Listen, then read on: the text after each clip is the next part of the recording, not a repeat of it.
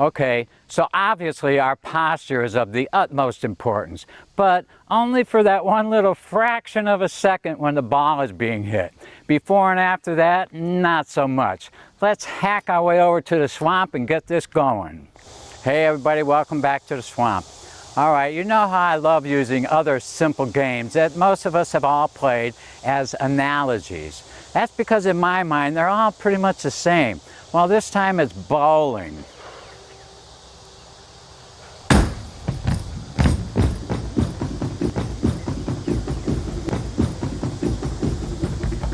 All right, I got one. No, I got two. Well, in bowling, when we release the ball, our bodies are bent over probably more than even in a golf swing. Now, do you think they start in that position? Of course not. Why would they? Our bodies are more than capable to take care of that when the time comes. I mean, can you imagine a bowler starting in that position? Walking down the lane like that? You know, he'd be laughed out of the bowling alley, and deservedly so. And it's the same in a golf swing. I notice in my skip and stone swing that I start pretty much in a standing position, same as if I was skipping stones, you know. And my body automatically, and that's the key, automatically, no conscious thought, gets me where I need to be when it matters. You notice I often refer to it as my skipping stone swing. That's because this is my skipping stone swing. You have your own skipping stone swings, and that would match your skipping stone's action. You know, I'm not trying to promote any particular swing. I'm trying to promote the natural simplicity of any athletic endeavor that we all have built into us. I mean, I first heard the comparison to skipping stones from my uncle. He was a low handicap golfer. I was 12 years old skipping stones on his lake. You know, and I've heard it dozens of times since then, and for good reason. You know, what makes it different for me is that I don't see it as similar to the golf swing. I simply think of it as the golf swing. And there's no other activity we do that's so close to a golf swing. And it forces your body to get right down there where it needs to be. You know, it just makes you get down there. That's why I like it so much. Okay, back to the posture.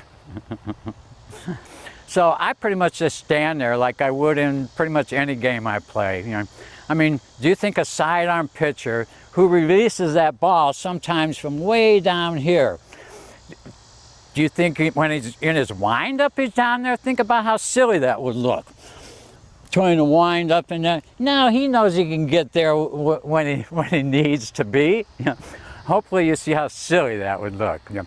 And a lot of power is generated using this flowing downward motion. You know. You got to figure out how to set your body free and let it do what it already knows how to do. I mean, after all, we swing the club with our body, not our mind. All right, I have this club bent where the swing plane is just way down here. So do you think I'm going to set up in that position from there? I don't think so. I'm just going to stand normal because I know my body is going to take me where I need to be and on time. You know, it's all just one big flowing motion. You know, and it's my body doing it without the influence of any thought, because our bodies don't react well or fast to any kind of mind control. You know, my point is here, what I'm trying to say is it really doesn't matter where we start from. In fact, if you start from this classic setup position, I think it does more harm than good, because it makes you think that that's where we hit the ball from. And it's not. You know, we hit the ball from here, you know, not here. So why don't they teach you to set up in this position? You know, that makes way more sense. And if you think just because you do start in that classic setup position that it's any guarantee you're going to stay there, well, good luck with that. And yes, I do consider myself a weekend hacker, which I see as a good thing. And you know, some of us are out to break 100 every week, some 90 every week, and some, like me, 80 every week. Sometimes we do, sometimes we don't. But I happen to be an absolute expert on how the body and mind work together. Not because of any fancy college degree or from reading about it, but from a long life of living it. I'll explain it sometime. Oh yeah, I think of the swing as a simple little motion that starts here, and ends here. You know, if you prefer to see it as some kind of giant monstrous entity with all these huge circles going this way and that way, with dozens of different positions to get into, well, fine. Like I've said before, it's your swing, you're the boss. But me, I'll stick with this simple little throwing type sequence of motion. And it's the same without a club, with the club in one hand, a club in two hands, without a ball or with the ball.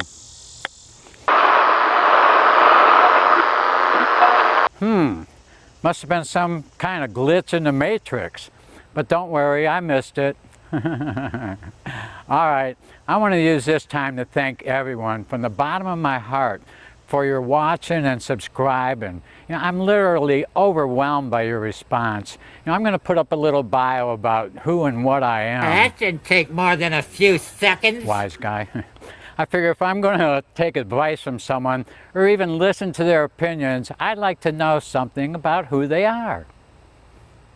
Well, that's about it. Hope you like what I said, and thanks so much for staying to the end. Any comments or questions, you know what to do, and please like and subscribe. Until next time, see you at the swamp.